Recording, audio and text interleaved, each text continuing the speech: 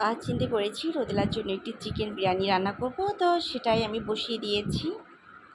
আজ অবশ্য একদম নিজের মতো করেই রান্না করব। এই যে চিকেনটা আমার অলমোস্ট ডান। এবার আমি পোলাওটা বসিয়ে দেব। আসলে মাঝে মাঝে খাবার একটু পরিবর্তন করতে হয়। দেখা যায় একঘেয়েমি খাবার আসলে বাচ্চা পছন্দও করে না, খেতেও চায় না। তো সে আবার বিরিয়ানিটা একটু পছন্দ করে। এই যে আমার বিরিয়ানি মোটামুটি কমপ্লিট হয়ে গিয়েছে। দেন এখন আমি সার্ভ করে দিব। যেহেতু আজ ফ্রাইডে, তো ফ্রাইডেতে সবসময় একটু স্পেশাল কিছু থাকে আমার। তো রোদেলা আসলে ফ্রাইডেতে ওর ক্লাস থাকে বাফাতে। তো সেখানে গিয়েছে আর আমি এই ফাঁকে রান্নাটা কমপ্লিট করে ফেলেছি। দেন ও এসে দেখে তার জন্য খাবার রেডি। আর সে তো মহা খুশি হয়ে গিয়েছে আসলে। আর এদিকে রোদেলাকে নিয়ে আমি বিকেলবেলা একটু ওয়াফেল টাইমে গিয়েছি। এটা আমার বাসার একদমই কাছে।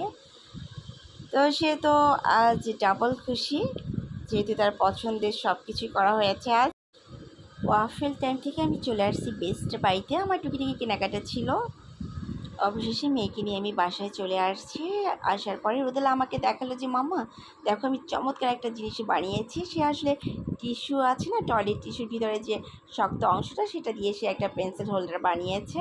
তো আমি তো মহা খুশি হয়ে গিয়েছি। আর এদিকে আমি একটু মুগ ডাল ভেজে নিচ্ছি।